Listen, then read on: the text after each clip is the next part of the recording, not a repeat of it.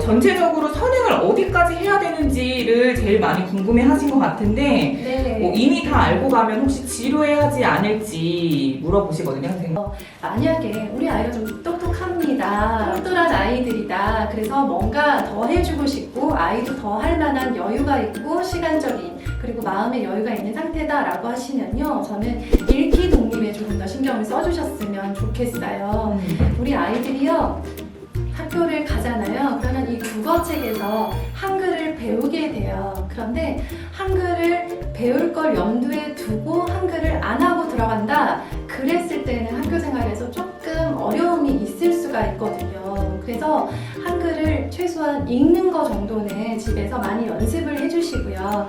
아이가 학교에 갔을 때 보건실을 자기가 읽고 찾아가고 컴퓨터실이 컴퓨터실이라고 써있는 거를 보고 확인을 하고 그 교실에 찾아갈 수 있고 선생님께서 학교 교실에다가 뒷판에다가 환영합니다 라고 입학을 축하하는 메시지를 붙여 놓으셨으면 그거를 딱 보고 아 선생님이 날 환영한다네 라고 그 의미를 이해할 수 있으면 좋겠어요. 그래서 읽기가 좀 중요하고요. 충분한 언어 자극이 굉장히 효과를 발휘할 수 있는 아주 적절한 시기이기 때문에 언어 자극에 더 신경을 쓰셔야 나중에 수학 공부를 하든 통합교과 공부를 하든 전과목을 아우를 수 있는 여유가 생깁니다. 발표력에 대한 고민 어떻게 할 수 있는지 질문해 주셨는데 선생님 어떤가요? 1학년 첫 공개 수업 때 우리 친구들이요 엄청 많이 긴장해요. 저희 반 1학년 친구는요 심지어 엄마 모습을 확인하고는 너무 긴장된 나머지 눈물을 펑펑 쏟은 적도 있어요. 엄마의 기대하는 마음 또 그 공개 수업에서 아이의 어떤 모습을 보고 실망하거나 그 모습이 내 마음에 내 성에 차지 않았다고 해서 아이가 내가 원했던 수준의 발표를 하지 않고 내가 바랬던 크기의 목소리로 발표하지 않는다는 이유로 수업이 끝나자마자 내 아이를 나무라시는 분들이 꽤 많이 계세요.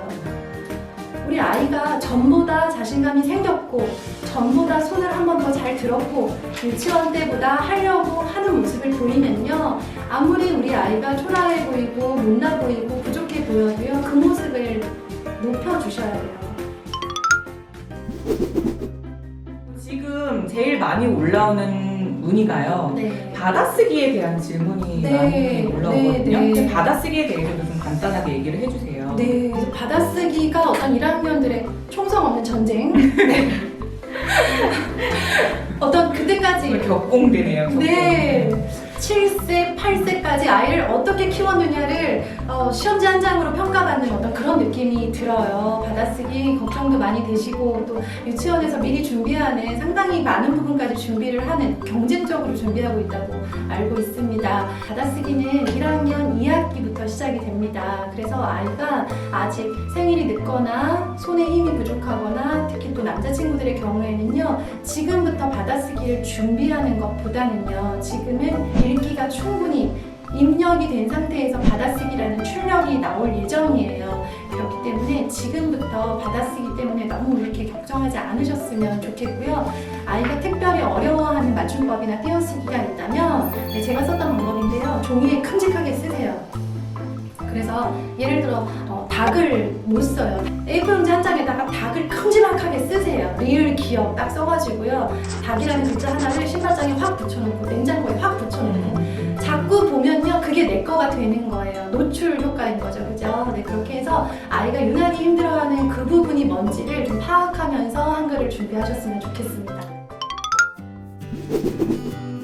마지막 질문인데요. 네. 입학하기 전에 한글 떼기를 꼭 하고 가야 되는지 네. 문의 주셨거든요. 네. 가장 큰 이슈죠, 우리 7세 엄마들한테. 그리고 지금 한글을 이미 떼고 막 쓰기까지 하는 친구들이 있고요. 읽지도 못하는 친구들까지 정말 그 수준 차이가 많이 나기 때문에 엄마들이 불안하고 궁금할 수밖에 없어요.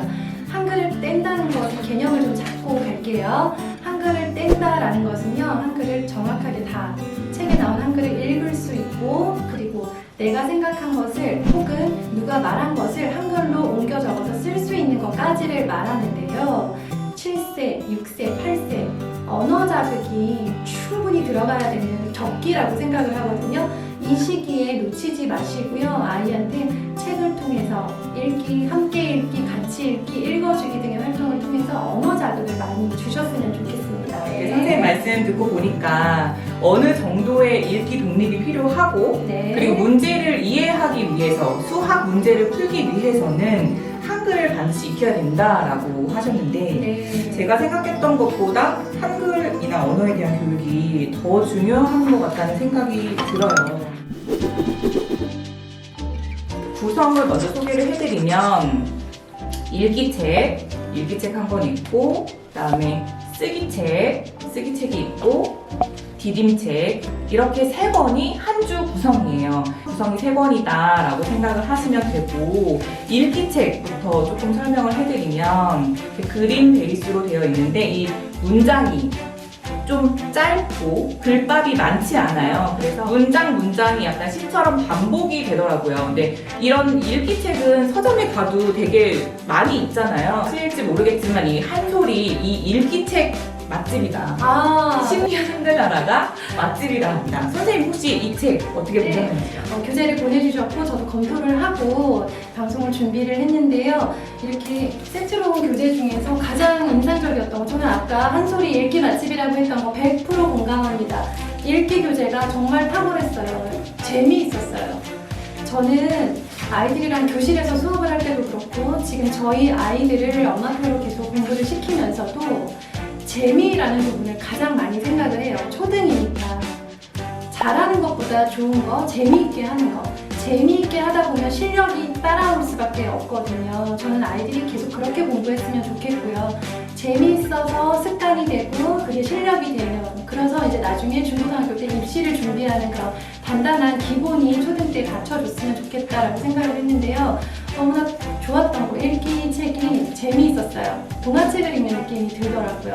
저는 이런 거 저희 아이들 한글할 때 없었거든요. 그래서 아이들 좀 무식하게 가르쳤고 읽기는 해서 보내야지 라고 하면서 아이들 좀 혼내기도 하고 엄하게 재미없게 가르쳤던 기억이 나서 네, 이런 교재가 있었으면 좋았겠다라는 생각도 했습니다.